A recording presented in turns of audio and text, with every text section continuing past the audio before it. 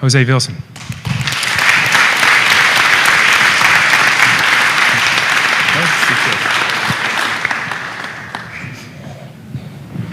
Okay. Good evening, class. I still get weirded out by seeing myself on screens. My kids usually make fun of me more so than applaud me, so thank you. I appreciate y'all. There's something about being a classroom activist.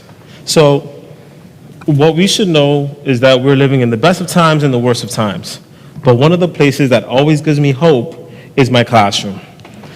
This is what my classroom looks like. It's got 4 turquoise walls. I'm not sure how many of you have turquoise walls, but I do. Long, tall windows for no apparent reason other than they're just tall. And a bookshelf that's about 7 feet high.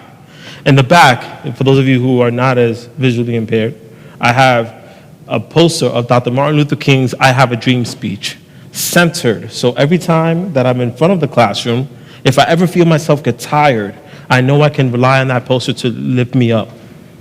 I know I can seek inspiration from seeing how he has his outstretched hands to the onlookers who are looking at someone deliver the greatest speech of the 20th century.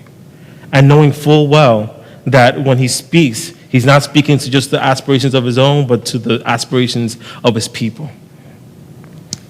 What you should also know about my classroom is that whenever students ask me questions like, Mr. Vilson, what is the answer? I tell them, I don't know. The second time around, they'll ask me a question again, and they'll ask me, and of course they're getting annoyed now at Mr. Vilson, so they'll say, Mr. Vilson, what's the answer to this question? And I'll say, I don't know. And then the third time, and most of you who are teachers will know that the third time that they ask, they're really furious at you. They can't believe you because you're supposed to be a teacher. How dare you not give them an answer? But that third time, the student's gonna ask me again, Mr.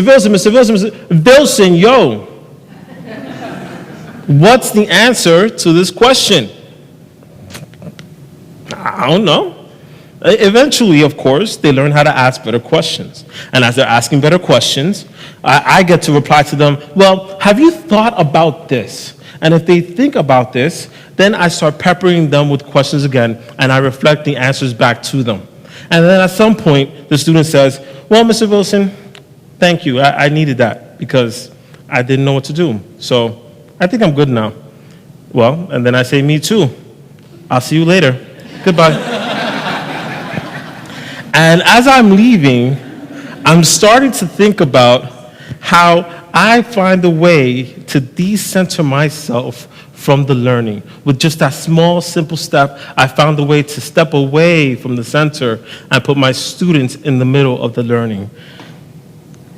Because really, I want them to imagine, what if I'm not there? And yes, these are my kids. I can't pay for models.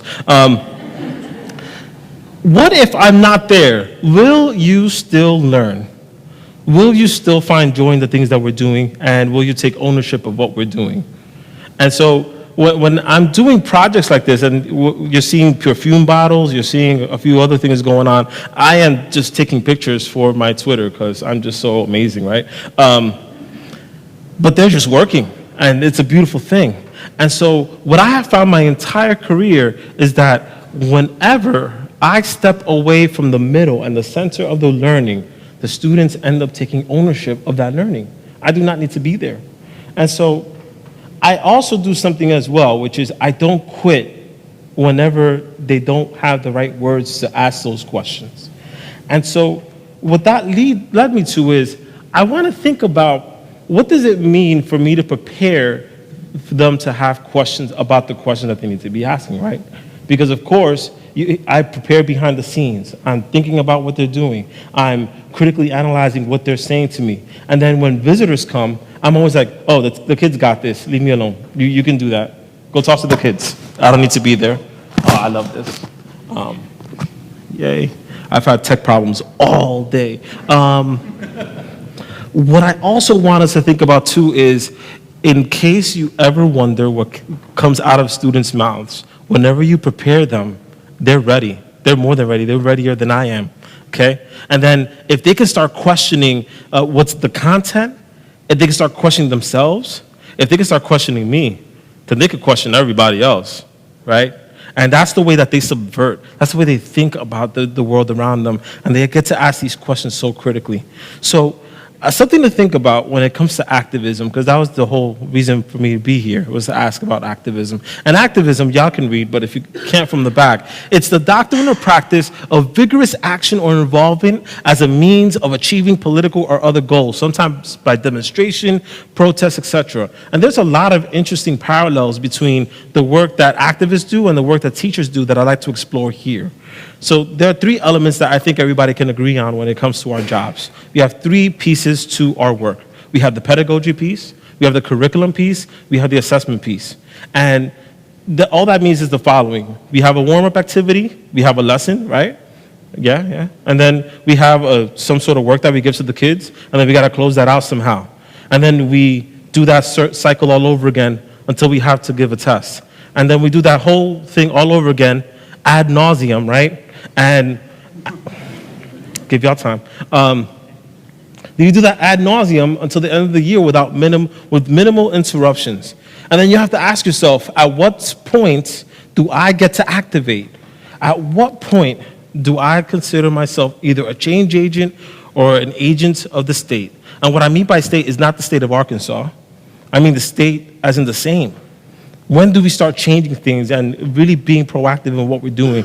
And not to mention, I'd like us to consider this too. Every single day that we walk into the classrooms, we're supposed to be providing a public good. And the public good is the knowledge base and the sets of questions and skills that we give to our students daily. But unfortunately, in this country, the more we've sought to find standards, the more we have standardized our schools, our minds, and our craft, right? Okay, yeah, I see y'all, all right? And then the other part too is, as we start working through this educational piece, I'd also like us to consider how the cap that we have put on our kids and the systems by which we have operated within them, right? We've asked them to abide by the system. We've also said we're going to cap the capabilities of our most vulnerable students. And that's been a lot of the work.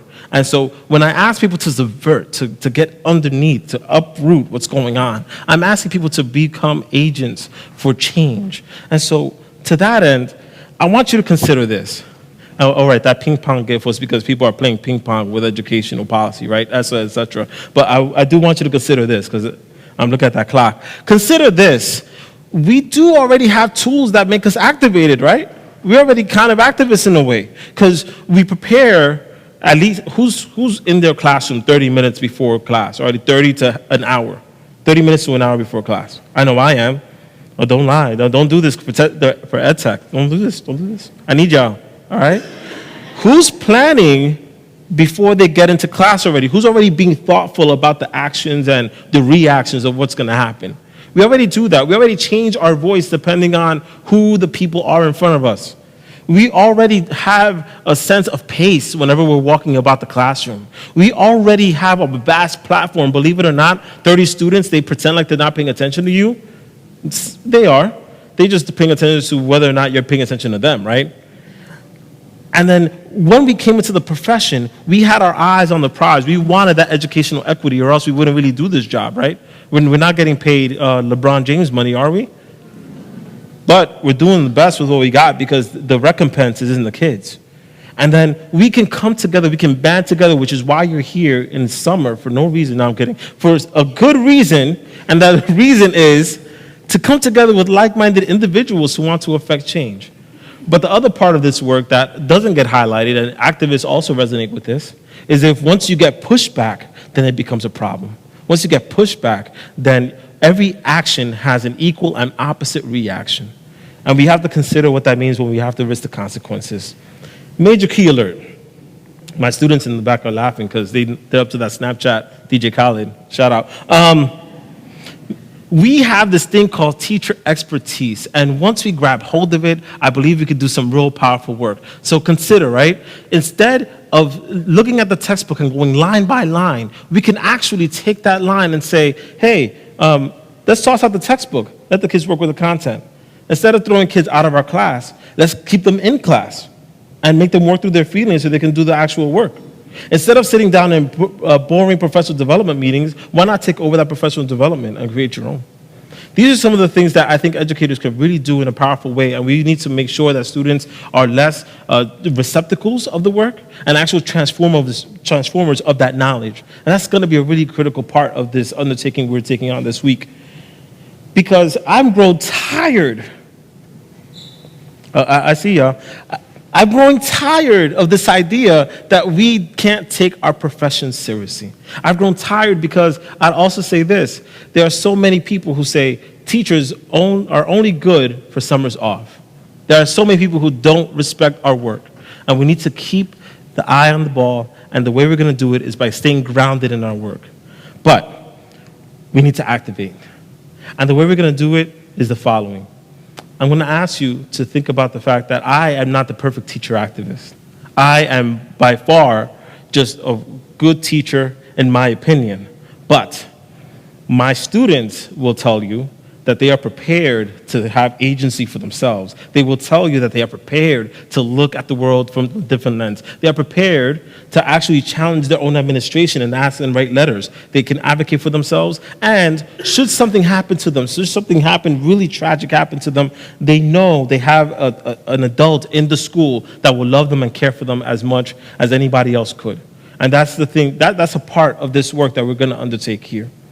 Because what I want us to consider is when school-aged children cannot find justice, who will they turn to?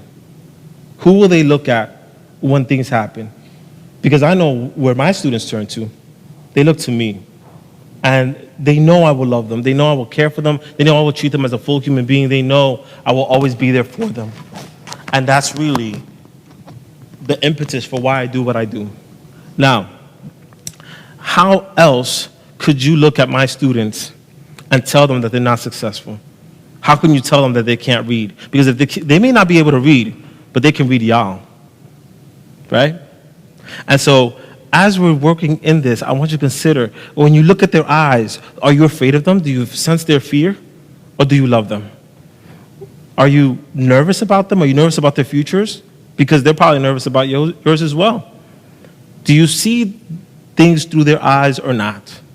And so once we become desensitized to their feelings, please understand, they will still feel. So let them feel you. Let them feel your fury, your anger, your passion, your love. Let them know that even if you never utter the word love, that you will always love and care for them.